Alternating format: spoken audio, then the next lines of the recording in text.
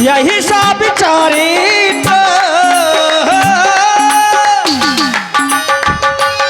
यही सब चरित्र कहाँ में गाई। आगे लिखा था सुनो चितलाई।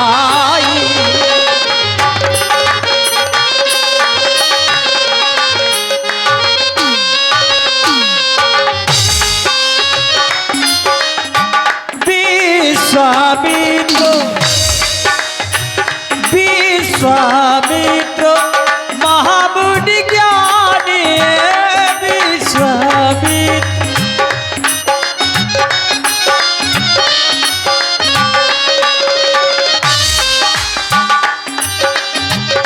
विश्वामित्र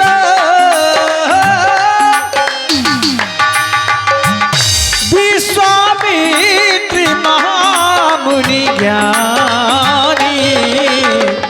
बसहि विपिन सुभियाश्रम जानी।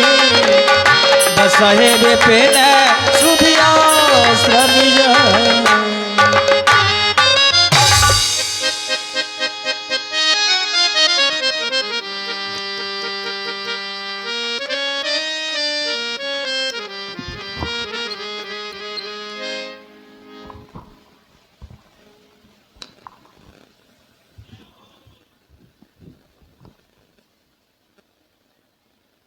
मैं यज्ञ करता हूं, राक्षस हमारी यज्ञ पूर्ण नहीं होने देते, हमारी यज्ञ में बाधा उत्पन्न करते हैं। तो क्या हम यज्ञ करना बंद कर दें?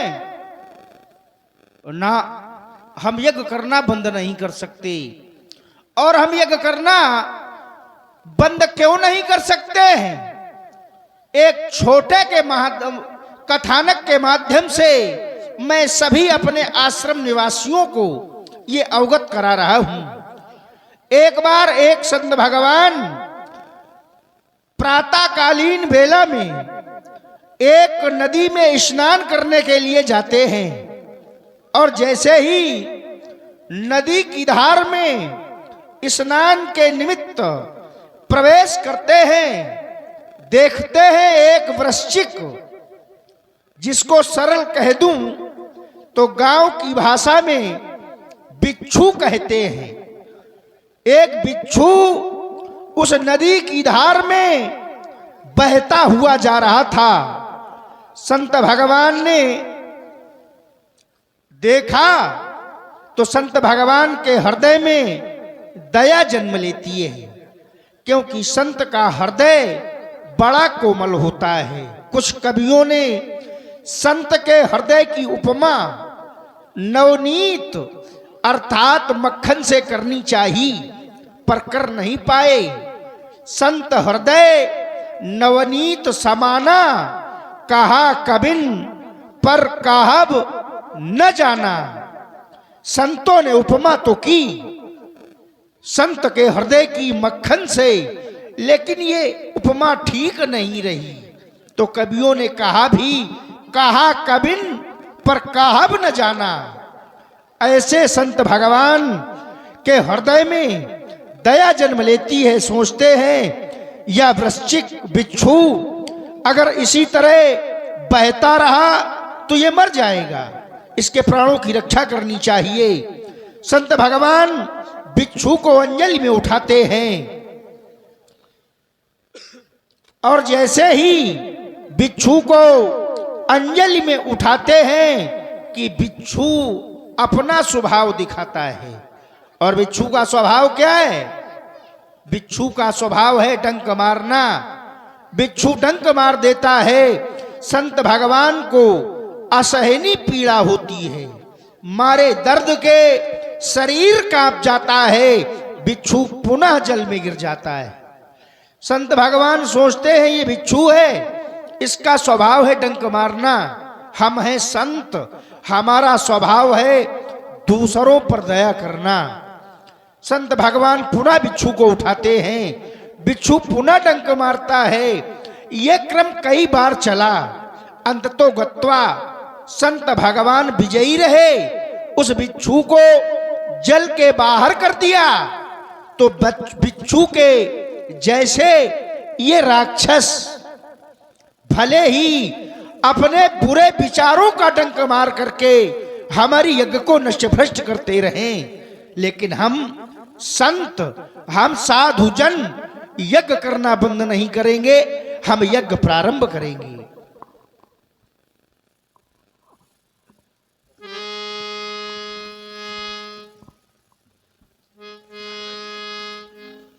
जही जब जाग जोगी मोनी करही अति मारीच सुबाहु डरहि।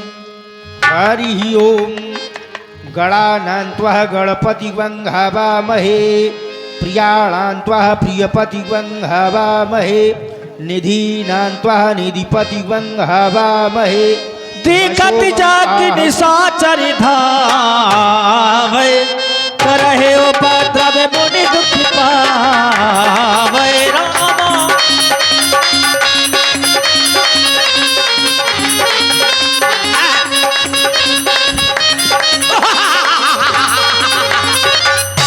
स्वाहा। कौन है जो जंगल में स्वाहा स्वाहा कर रहा है? स्वाहा। घी खावे को नहीं मिल लो जो आगी में झोंक रहो स्वाहा। स्वाहा। अभी देखता हूँ, मेरी चाची का आदेश है कि जाओ चिरपोटन, कोई यज्ञ करता मिल जाए तो उसके नाखून खींच के लाओ। स्वाहा। इसलिए हम नाखून वाला औजार लेके आए हैं। अभी देखता हूँ कौन है। स्वाहा।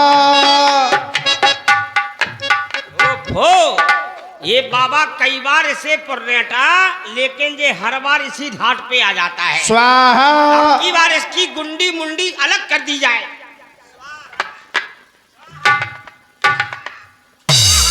स्वाहा स्वाहा स्वाहा करता है, भीषम को घी को जलाता है, खाने को हमको घी नहीं मिल रहा है, तू आगी में झोंकता है। तुम घी खाते हो? हम खून खाते हैं, मांस खाते हैं, खून पीते हैं। तो तुमको घी से क्या समस्या है? तुम्हारी इस सुगंध से हमारे राक्षस प्रगति में नुकसान होता है। अच्छा ये समस्या है। ये समस्या तुम तो तुम न सूंघा करो, सारा है न सूंघा करो।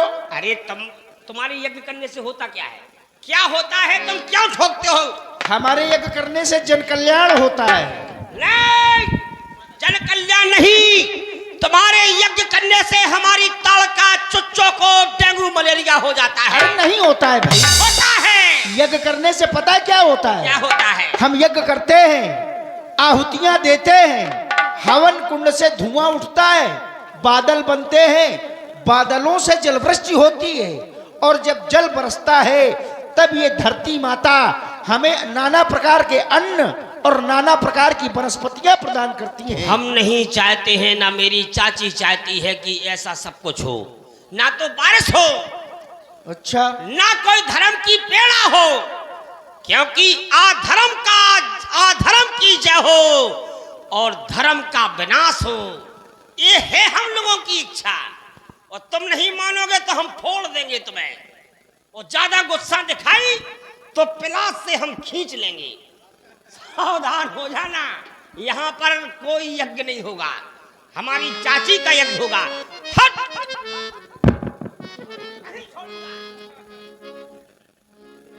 गादी तने माने चिलता व्यापी, और विनि मरहे न निश्चर पापी। अब तो ये राक्षस चिंता का विषय बन गए। अभी तक ये दूर से ही अपवित्र पदार्थ डाल करके हमारे यज्ञ को नष्ट भ्रष्ट करते थे, पर आज मैंने देखा है इन राक्षसों का दुस्साहस बढ़ा हुआ है। आज ये राक्षस हमारे यज्ञ मंडप में प्रवेश करने की चेष्टा कर रहे थे। अब यदि इनके इस दुस्साहस पर अंकुश नहीं लगाया गया तो ये राक्षस समाज के लिए घातक सिद्ध होंगे। तो अब मुझे करना क्या चाहिए? अब मैं विचार करूंगा और देखूंगा वह परमात्मा क्या अब भी उस क्षीर सागर में चैन की नींद सो रहे हैं। तभी मुनि भय मन की ने विचारा, प्रभु अभी तेरे हरण माही भार।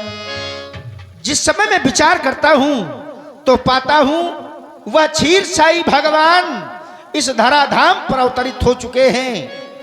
सरयू नदी के पावन तट पर बसे नगर अयोध्या में नृपाल दशरथ के आंगन में इस समय वह परमात्मा बाल रूप में विहार कर रहे हैं। अब जाऊंगा, बहाना हमारी यज्ञ होगी। एहू मिस कारण यज्ञ है।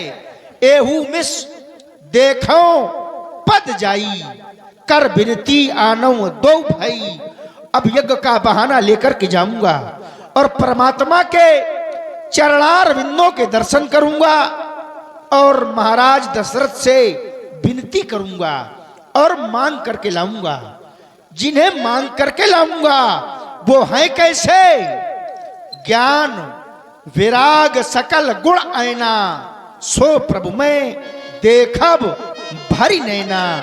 ज्ञान और वैराग के साक्षात स्वरूप ऐसे परमात्मा के आज इन नेत्रों से दर्शन करके अपने जीवन को सफल बनाऊंगा। मैं अयोध्या के लिए प्रस्थान कर रहा हूं। हमारे आश्रम में निवास करने वाले सभी अनुयायियों, जब तक मैं वापस ना आ जाऊं किसी भी प्रकार के यज्ञादि कर्म न करना। सभी आश्रम निवासी प्रेम के साथ में जय घोष करें। बोलिए वेद माता गायत्री की जय हो। बहुविधि करति मनोरथ, जाति लाग नहीं वार। कर मज्जन सरयू जलो, गए भूपि धरिवार।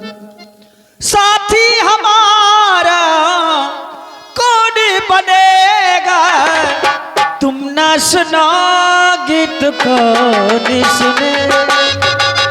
साथी हमारा कौन बनेगा, तुम न सुनोगे तो कौन सुनेगा।